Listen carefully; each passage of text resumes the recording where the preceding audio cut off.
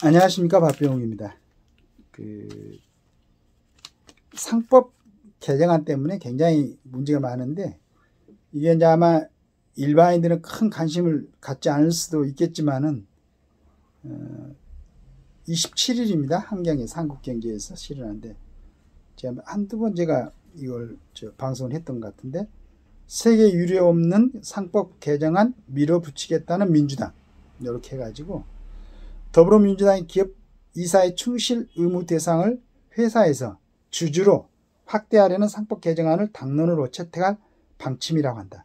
이사가 직접 주주에게 책임을 지도록 하는 것은 세계적으로 유례가 없는 입법으로 각종 부작용이 속출할 게 불보듯 뻔하다. 현행 상법 382조 3항은 이사는 회사를 위하여 그 직무를 수행해야 한다고 명시하고 있다. 민주당은 이 조항을 회사를 위하여라는 문구를 회사 및 주주를 위하여로 바꾸려 하고 있다. 주식시장을 활성화하고 소액주주를 보호한다는 취지지만 문제점이 한둘이 아니다. 우선 주주와 이사 간엔 법적 임관계가 없는데 상법으로 주주와 이사 관계를 규정하면 이사는 모순적 상황에 빠질 가능성이 크다. 이사는 회사의 대리인으로서 회사 이익과 주주 이익을 동시에 추구해야 하지만 두 이익이 일치하지 않을 때가 많기 때문이다. 가령 회사 미래를 위해 결정하는 대규모 투자는 단기 차익 실현이 중요한 소액 주주들의 반대에 부닥칠 수밖에 없다. 어떤 경영 판단에 대해서든 주주 이익 침해를 이유로 소송이 남발될 공산이 크다. 게다가 한국은 선진국 중 드물게 배임을 민사가 아니라 형사범죄로 다루고 있다. 법적 리스크가 커지면은 회사 명운을 가를 대형 투자나 인수합병에 나서기 어렵게 된다. 경영권 방어 수단이 없는 가운데 상법만 개정되면 국내 기업들이 주주이익을 명분으로 내세운 기업 사냥꾼의 먹잇감이 될 것이라는 우려도 나온다. 영국과 독일, 일본 등 대부분 선진국이 이사의 충실 의무를 주주로 확대하지 않는 것도 이런 이유에서다. 국내 상법 전공 교수 중 62%가 이사 충실 의무 확대에 반대하는 것도 같은 맥락이다.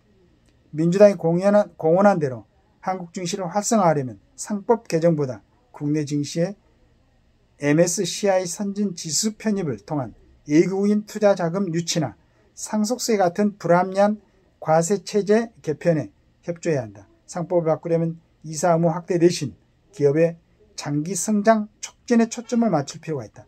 그런 것이 기업과 소액 주주의 이익을 동시에 추구하는 길이자 코리아 디스카운트를 해소하는 밸류업 방안이기도 하다.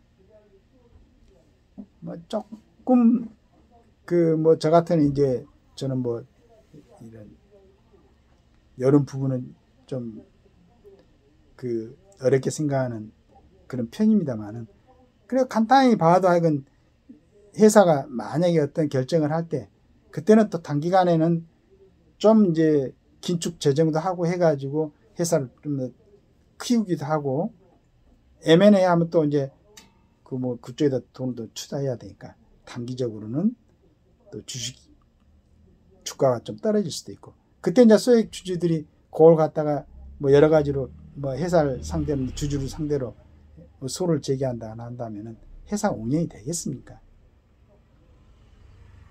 근데 저는 민주당 의원들이 이런 부분 모르지 않을 거라고 생각하는데 거기에서도 아마 경영이라든가 여러 가지를 전공한 사람들도 많이 있을 거고 그럼 혹시 같은 당내에서 어떤 의원이 이걸 주장하면은 또 그런 전문 지식이 있는 사람들이 그건 아니다라고 반대하는 의견도 있어야 되는데 어떻게 이렇게 일사불란하게 이런 부분을 진행하려고 하는지 그게 참 궁금합니다.